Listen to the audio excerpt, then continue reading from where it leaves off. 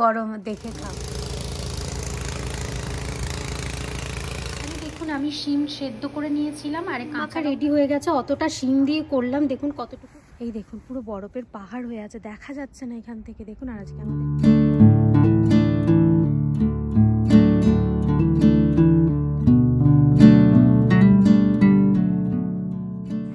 Good afternoon everyone, welcome back to my channel. আশা করি সবাই ভালো আছেন, আমরাও ভালো আছি। কিন্তু ভালো আছি বলতে কি অবস্থা দেখুন আমাদের, মানে প্রায় এটা 6-7-8 ইঞ্চির মতো তো বরফ হবেই, কি তার থেকেও বেশিই হবে। তো প্রচণ্ড স্নোফল হচ্ছে কাল থেকে, অ্যাকচুয়ালি আগেও হয়েছিল, তার উপরে আরও পড়েছে। রাস্তা দেখুন কি অবস্থা। এই কিছুক্ষণ আগে সিটি থেকে ক্লিন করে গেছে, এখন ওই পাহাড় সমান বরফ এখন সরাতে হবে। আর গোলক এখানে যে তেল গ্যাস ভরছে বোধহয় ইয়েতে, ওই ব্লোয়ারটাতে, এটা চালাতে হবে। আজকে খুব খারাপ অবস্থা, সবাই যেদিকে তাকাচ্ছি সবাই ক্লিন করছে। আমাদের আশেপাশের যারা আছে তারা সকালবেলাতেই ক্লিন করে নিয়েছে এক প্রস্ত। আর গোলক এখন সময় পেয়েছে ওর অফিসের কাজ একটুখানি ইয়ে করে, কারণ এখন যদি আর না করে এরপরে আরও কষ্ট হবে করতে, ওই জন্য ও এখন এই সময়টাই করে নিচ্ছে। আর এই যে দেখুন, মানে এখান থেকে বেরোতেই পারবো না, মানে এতটা স্নো ভরে গেছে এই সাইডে। আর ডিয়ারগুলোকে তো ডিয়ার বলে মনে হচ্ছে না, মনে হচ্ছে ডাইনোসরের বাচ্চা। ভরলে বলো, ঢাকাটা লাগিয়ে দেবো।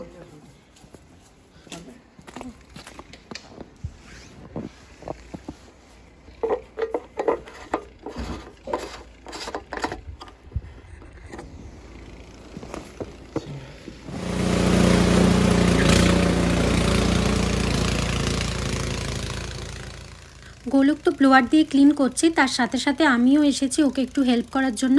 কারণ ব্লোয়ার দিয়ে ক্লিন করার পরেও না সারফেসে একটা পাতলা লেয়ার লেগেই থাকে বরফের, সেটাকে আমি শাওল দিয়ে ভালোভাবে মানে সেই খুঁচিয়ে খুঁচিয়ে তোলার চেষ্টা করছিলাম আর কি, যাতে খুব ভালোভাবে উঠে যায়। আর একদম সামনের দিকে যেখানে গোলক এখন দাঁড়িয়ে আছে, ওইখানে যখন আমাদের মেন রোডটা ক্লিন করতে আসে সিটি থেকে, তখন দুই ধারে ওরা বরফ জমা করে দেয়, মানে আমাদের ড্রাইভওয়ের সামনেটা পুরো বরফের পাহাড় হয়ে থাকে। তো সেটাকেই একটুখানি আমি শাওল দিয়ে ক্লিন করে দিচ্ছি, যাতে ওর একটু ব্লোয়ার দিয়ে বরফটার দেওয়ালটা ভাঙতে সুবিধে হয়। তা না হলে ওইটা দিয়ে বরফের দেওয়ালটাকে ক্লিন করতে খুব অসুবিধা হচ্ছিল, তাই আমি একটুখানি প্রথমে ক্লিন করে দিচ্ছিলাম শাওল দিয়ে, তারপরে গোলক করছিল।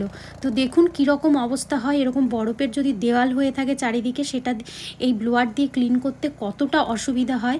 এবং প্রচণ্ড হার্ডওয়ার্কিং এটা একটা কাজ, আপনাকে বলবো যে এতটা মানে গায়ের জোর লাগে, আমার পক্ষে তো চালানো সম্ভবই না। গোলকই চালায়, খুব কষ্টকর হয়ে ওঠে তখন।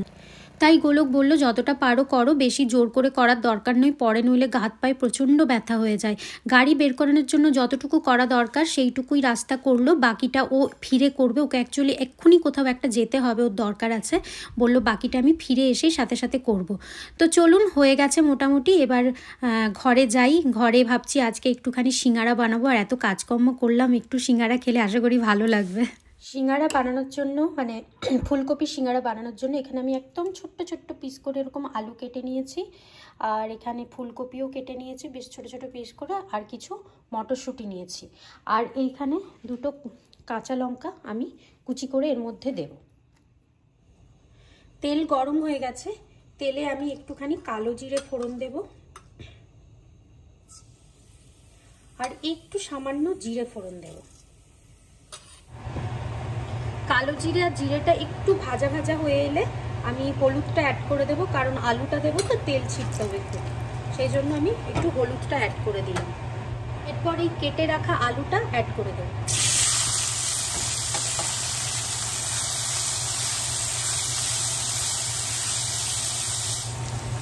ফুলকপিটা অ্যাড করে দিলাম।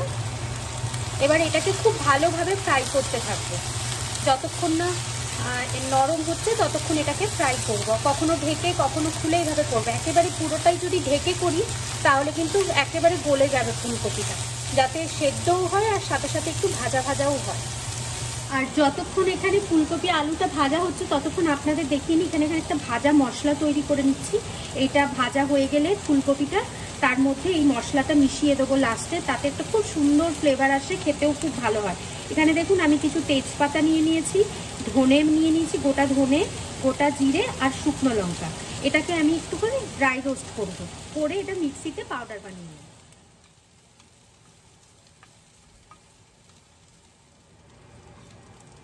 এখানে দেখুন ফুলকপিগুলোর গায়ে একটু ব্রাউন ব্রাউন দাগ হয়ে গেছে, মানে একটু একটু ভাজা ভাজা হয়ে গেছে।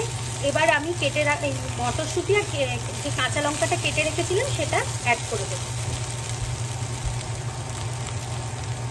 কাঁচা লঙ্কা মটরশুঁটিটা অ্যাড করে দিচ্ছি।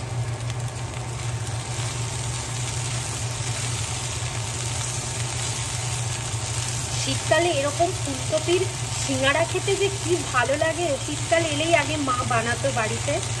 অ্যাকচুয়ালি আমার বাবা এসব খেতে ভীষণ ভালোবাসতো। তো কালকেই আমি গোলককে বলছিলাম ফুলকপির সিঙ্গাড়া খাবে, তো ও আর রাজি না হয়, এক কথাই রাজি। এবারে এটার মধ্যে আমি নুন অ্যাড করে দিই।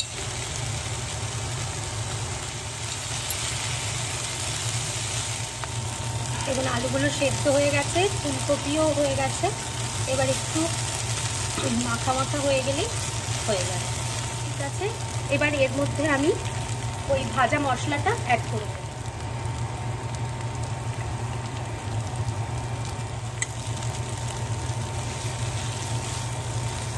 খুব সুন্দর একটা গন্ধ আসছে।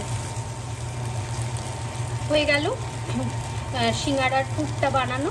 এবার এটা রেখে দেবো, যখন ময়দাটা মাখবো তখন আপনাদের সাথে আবার শেয়ার করবো। চলুন এবার ময়দাটা মেখে নিই। ময়দা মাখতে চলে এসেছি, ময়দা মাখতে গিয়ে দেখছি ময়দা নেই, ময়দা ঢালতে হবে। তো একটা বাড়িতে আনা ছিল প্যাকেট, সেটাই ঢেলে নিলাম। আর আজকে আমি ময়দাটাকে হাতে করে মাখবো, তার কারণ হচ্ছে এটাকে খুব শক্তভাবে মাখতে হবে। যদি আমি কিচেনের মিক্সারটার করে মাখতে যাই তাহলে কিন্তু একটুখানি হলেও নরম হয়ে যাবার সম্ভাবনা থাকে, সেই জন্য আমি রিস্ক না নিয়ে আমি হাতে করেই মাখছি। আর এখানে দেখুন তেল অ্যাড করে দিলাম আর সল্ট অ্যাড করে দিলাম। তেল আর সল্ট দিয়ে খুব ভালোভাবে ময়দাটাকে আমি হাতে করে ভালোভাবে মেখে নিচ্ছি, যাতে তেলটা সম পরিমাণে ছড়িয়ে যায়। দিয়ে খুব অল্প অল্প জল দিয়ে ময়দাটাকে মাখছি, একদম আঁটো আঁটো করে, যাতে খুব বেশি একদম নরম না হয়ে যায়। তো হয়ে গেছে, এবারে কিছুক্ষণ রেখে দেবো। এবারে দেখুন আমি রুটির যেভাবে লেচি বানাই সেভাবেই লেচি বানিয়ে নিচ্ছি। আর রুটির মতো করে বেলে নিচ্ছি, লুচির মতো করলে কিন্তু চলবে না, তাহলে খুবই ছোট হয়ে যাবে। রুটির মতো করে করতে হবে। এবং মাঝখান থেকে এটাকে কেটে নিলাম, দুভাগে ভাগ করে নিলাম। এবং এইটার একটা ভাগের প্রতিটা এজে আমি ভালোভাবে জল লাগিয়ে নিলাম এবং পানের শেপে এটাকে মুড়ে নিলাম। এমনভাবে মুড়লাম যাতে এটা তেলে দিলে ছেড়ে না বেরিয়ে আসে। তো এর মধ্যে এবারে পুর ভরে নিচ্ছি, একদম খুব ভালোভাবে ঠুসে ঠুসে পুর ভরতে হবে যাতে একটুও ফাঁকা জায়গা না থাকে। এবারে ভালোভাবে জয়েন্ট করে নিচ্ছি। আর দেখুন যেখানটায় অলরেডি জয়েন্ট ছিল সেখানটা আরেকটু আমি ঘুরিয়ে মুড়ে আমি এটাকে আবার জয়েন্ট করলাম।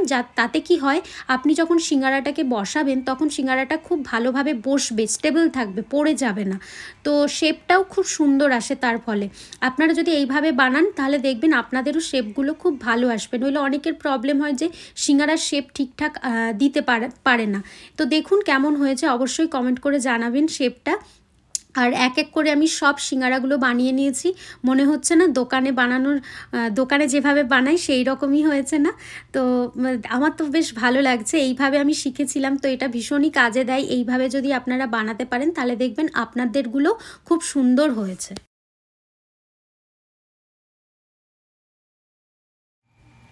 তো চলুন এবারে ভেজে নিই সিঙ্গারাগুলো। আর সবসময় তেলটাকে লো টু মিডিয়াম হিটে রাখতে হবে, খুব বেশি হাই করে রাখলে কিন্তু সিঙ্গারাগুলো নরম হয়ে যাবে। তো আমি সিঙ্গারাগুলো ছেড়ে দিয়েছি এবং খুব কম আছে আমি ভাজছি। আর পাশে আমি দেখুন চাও চাপিয়ে দিচ্ছি, কারণ সিঙ্গারার সাথে 1 কাপ চা তো ভালোই লাগে খেতে।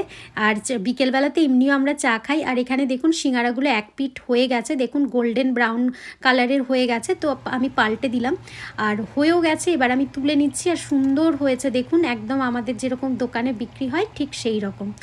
কেমন হয়েছে অবশ্যই আমাকে কমেন্ট করে জানাবেন। আর গোলক বসে আছে, বলে না তীর্থের কাকের মতো বসে আছে, গোলক ঠিক সেরকমভাবেই বসে আছে কখন সিঙ্গারাগুলো আসবে আর ও খাবে।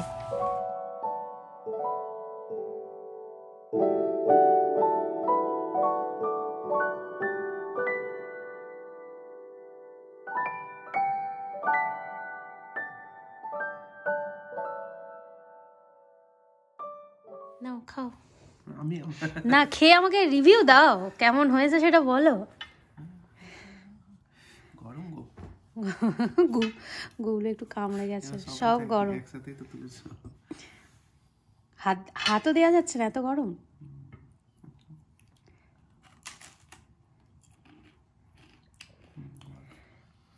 হ্যাঁ ভালো হয়েছে। পুরটা গরম দেখে খাও। আর এই যে আমাদের চাও চলে এসেছে, আর গরম গরম সিঙ্গারা। আজ সিঙ্গারা খাচ্ছি বলে র চা করেছি আদা দিয়ে, নাহলে দুধ চা খুব অম্বল করে যায় সিঙ্গারার সাথে, সেই জন্য। আর গোলক এখানে একটু সস নিয়েছে, কারণ আমার তো সস লাগে না। সিঙ্গারাগুলোর কালারটা দারুণ এসছে। আমিও খাচ্ছি। আমার ফুলকপি সিঙ্গারার থেকে আমার প্লেন যেটা আলুর পুর হয় চপের মতো, ওইটাই খেতে বেশি ভালো লাগে, কিন্তু যেহেতু শীতকাল সেই জন্য বানালাম এটা। সস দিয়ে খাচ্ছি, দেখি কেমন লাগে।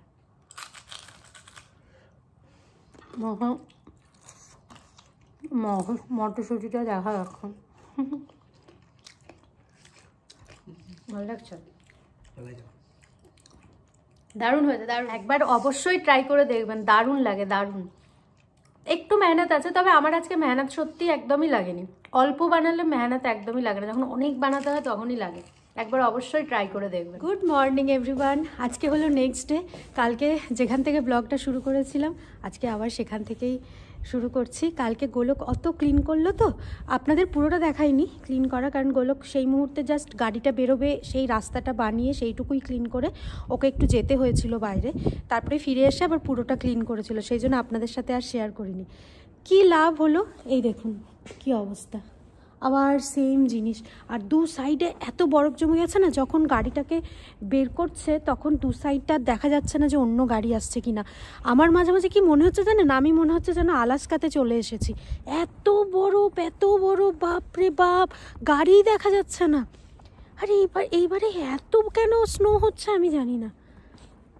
রাস্তাঘাটের অবস্থা খুবই খারাপ, ওই জন্য আজকে আর গুবলুর আজ সকালবেলায় মিউজিক ক্লাস ছিল, তো সেই জন্য গুবলুকে আজকে যেতে হতো সকালবেলা, মানে 8:20 মধ্যে পৌঁছতে হতো, কিন্তু গুবলু যেতে পারেনি, কারণ এই রকম অবস্থার জন্য গোলককে আমি বলেছি ছেড়ে দাও, তোমাকে যেতে হবে না, বাস আসুক বাসেইও যাবে। তো চলুন আপনাদেরও দেখাই কি অবস্থা চারিদিকটা, দাঁড়ান। এই দেখুন পুরো বরফের পাহাড় হয়ে আছে, দেখা যাচ্ছে না এখান থেকে, দেখুন। আর আজকে আমাদের ট্র্যাশের ডে, ট্র্যাশ নিতে আসার। এই দেখুন কি ভারে বরফ, ওপরে বরফ জমেছে, দেখুন আমাদের জানলাগুলোও ঢেকে গেছে আধা, চারিদিকটা কি অবস্থা দেখুন। কোনো মানে মানুষজনও ঢেকে যাচ্ছে। এইখানটা পরিষ্কার করলো কালকে, আবার আজকে ব্লোয়ার দিয়ে ক্লিন করতে হবে। এই দেখুন পুরো রাস্তার চারিদিকে পুরো দেয়াল হয়ে গেছে বরফের, এই দেখুন পুরো বরফের দেওয়াল।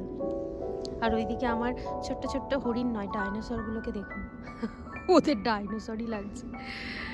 কি অবস্থা, আমি না এত বরফ ইউএসএতে এই ফার্স্ট টাইম দেখছি। আমি এইরকম বরফ কখনো দেখিনি, কখনো না, এটা আমার সত্যি ফার্স্ট টাইম। বাই বাবা, শোনো বাবা।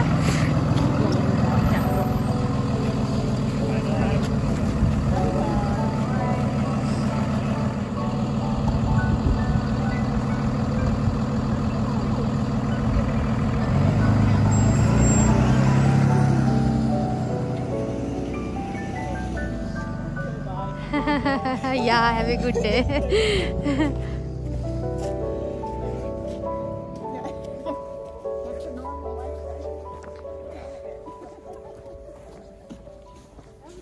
গুবলু স্কুলে যাওয়ার পর আমি স্নান করে এলাম, পুজো সারলাম, তারপরে ব্রেকফাস্টও করে নিয়েছি। আর আজকের ওয়েদারটা দেখুন কি ভালো লাগছে, আর বাইরেটা একটু জাস্ট দেখুন, একদম সেই সাদা হয়ে আছে, আর প্রচুর এবারে স্নো হয়েছে বলে একদম বরফে ভর্তি হয়ে আছে।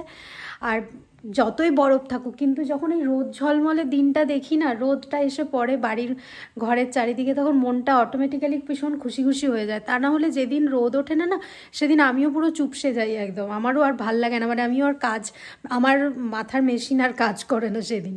তো আজকে মানে পুরো এনার্জির সাথে লেগে গেছি। সকালে উঠেই স্নানটা, গুবলুকে স্কুলে বাসে তুলে দিয়ে এসে স্নান করে টুকটাক যা কাজ ছিল করেছি, পুজো করেছি, ব্রেকফাস্ট করে এখন চলে এসেছি এখানে রান্নাঘরে। আর এখানে দেখুন আমি পনির বানিয়ে নিয়েছি, পনির না মানে ছানা বানিয়েছি, এটার আমি আজকে ছানার বড়ার তরকারি করব। আর এখানে দেখুন রেডি করে নিয়েছি শিম বাটা করব, পেঁয়াজ কুচি, রসুন কয়েক কোয়া আর একটা কাঁচা লঙ্কা।